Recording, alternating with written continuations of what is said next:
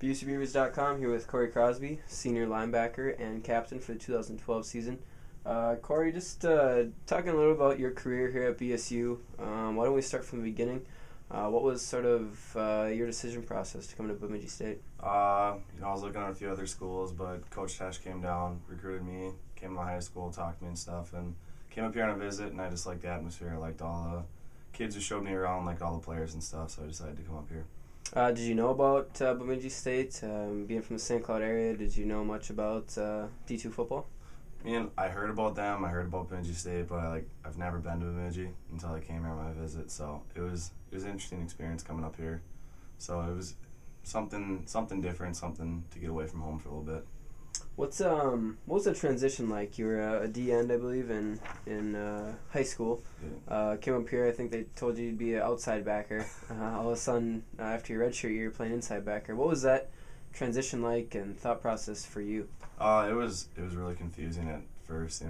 I'd show up here not knowing anything, and all of a sudden they put me in a new spot at outside linebacker, and then played that the whole fall year, and then come back, and in spring I'm playing inside backer. They switched me to. So it was interesting, but I got to learn from a lot of experienced inside linebackers like Amy and Andrew Egan. Andrew Egan taught me a lot, so that was helpful. Is that I pretty much mentored myself after him. So you go through your redshirt year, head into your freshman year, see some action in some early games, but injuries start happening, and all of a sudden you're starting. Did you sort of see that coming as people started to kind of fall away? No, not at all, actually. I remember the game, it was at Northern State. I told my parents not to come. It was too far away. I wouldn't be playing that much. And then all of a sudden, Alex Mock goes down, right in the beginning of the game, so I get thrown in there. I was so nervous going in there. I've never played linebacker in a game before, but it was a lot of fun, and realized that I absolutely loved playing inside linebacker. So now you're a freshman, and you get the opportunity to start, which I believe, oddly enough, was against St. Cloud State, Yeah. sort of your hometown. What was that emotions like heading into that first game where you know that your name's going to be called? It was pretty cool. It was really exciting. Me and my parents kind of made a really big deal about it, that I was starting and stuff, so it was cool to see that. I had some family come up and some friends, so it was a lot of fun, especially playing St. Cloud.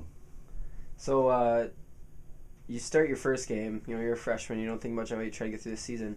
Did you realize that 3 years later you wouldn't miss a start since then? No, not at all. I hope it would have gone that way, that as soon as I started, keep on starting. I just kept trying to work hard and trying to get better at everything, so it was definitely awesome to get to start this many games. It's obviously not easy to do. What are some of the key things that you have done through your career and maybe this last year preparing for your senior year that separate you a little bit from the competition? Watch a lot of film. A lot of film. When you look at certain things, you can see out of the formations what plays are going to be run out of certain formations with certain teams, and a lot of teams are more predictable than you think.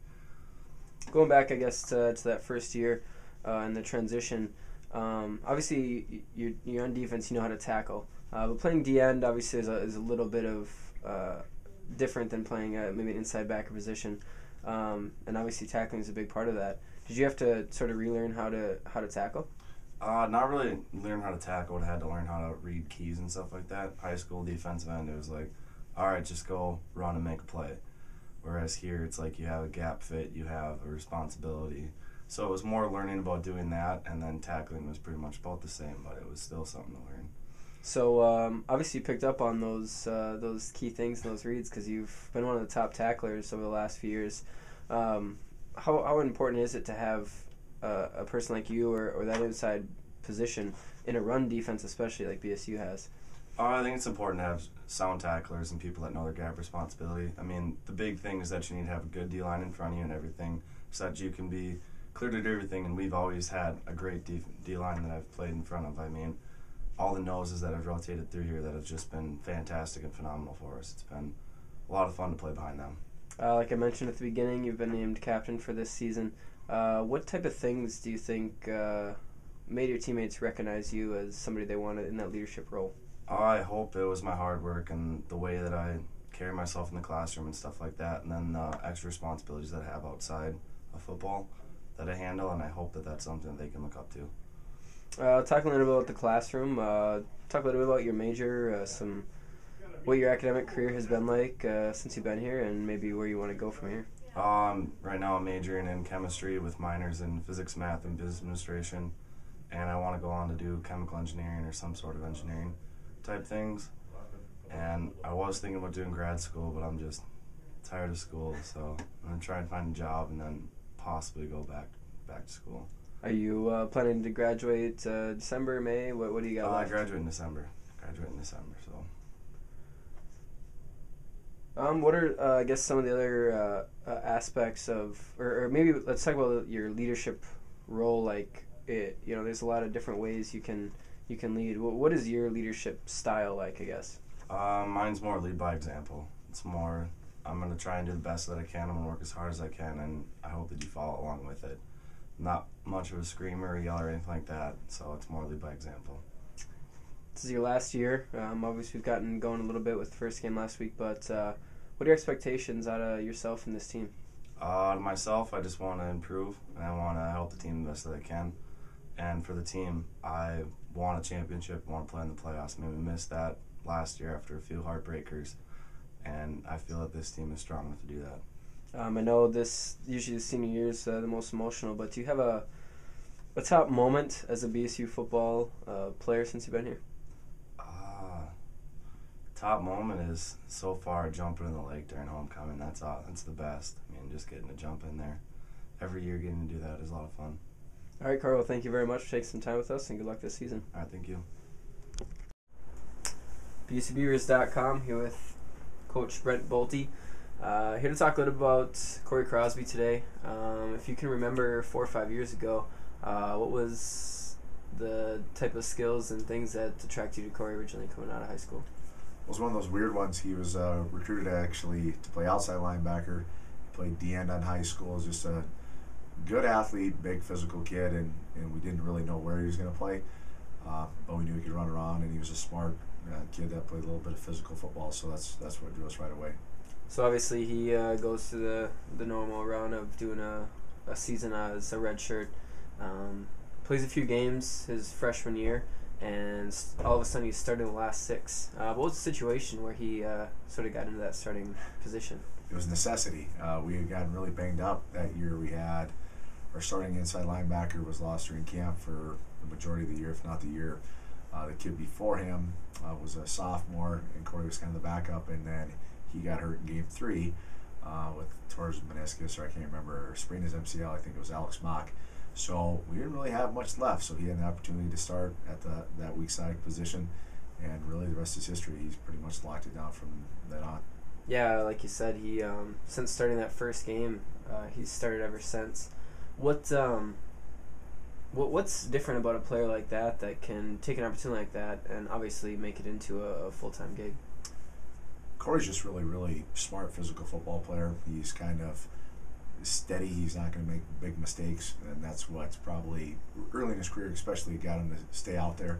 He just outplayed the people in front of him and outproduced, and then as you go through his leadership and things just took over, he's just a very accountable kid, young man. He's not a kid anymore, but a young man that's done a lot of great things for us. He's made a lot of big plays in crucial situations. And that started fairly early. I mean, he made his fair share of mistakes too, but for being a young player, he did a pretty outstanding job limiting those mistakes and then keep producing year after year after year. So it's been great to have him. Coming in as a DN and then thinking he's maybe an outside backer, but he obviously filled in at inside, which is in a run defense like BSU, you need to know how to tackle and read and stuff like that. What was did he have a little transition period of switching to that inside position? I think it was probably harder for him initially to try to play outside backer. It just wasn't real natural for him to blitz every down and do some of the things that the outside guys do. So he's probably more suited to play inside. He's a big kid. I mean, I don't know what he is, 240 or something like that. So he's physical, can plug up the gaps. And the thing that's really nice about him is he can blitz. He's fast and athletic. I mean, he really does move around really well for his size. But yet, it's very critical for those inside backers to be just gap sound oriented and know what's going on. So they don't blitz as much as the outside guys, but yet, he's able to do that in certain situations. But yet, he's just cerebral and knows how to be in the right space or right spot at the right time. He was voted a captain this year by his teammates. Why? Just the intangibles. Cory leads by example. He hasn't, I don't know if he's ever been late for anything or if he's ever been, missed a team meeting or anything like that, which you expect that kind of a leader to do. And he's always, first off and foremost, he's done that right away throughout his career, even as a young player. So that kind of gets the confidence of the guys around you and the trust and belief that he's going to be there, thick and thin. And I think just the other thing that Cory does a real nice job of is besides leading an example, is sacrificing, putting the team first, and that's something that he's always done that. There's never been any situation where he was going to go out of the way or say, I need to do this. It's always team first, and he's pretty modest about everything he's done. So I think that's why guys really respect him, and that's why people look up to him. Obviously, you've had a strong history of success at the linebacker position, especially since you've been here over the last 10, 13 years. What is it about Cory, maybe one or two things that you'll miss last year that's maybe or miss next year, or something that's maybe a little different than other backers? I think it's just being dependable, is that he's a guy that's just going to line up each and every day and do what he's supposed to do. I think that's what's always nice about having somebody like that. The other thing is just with me is just a trust factor. He's just he's just like a little coach on the field. I mean, we say one thing and Cory's been able to execute it and get everybody on the same page, and so that will be missed drastically because you just can't replace experience like that in a guy that's been through the battles before. So we'll miss that when he's gone.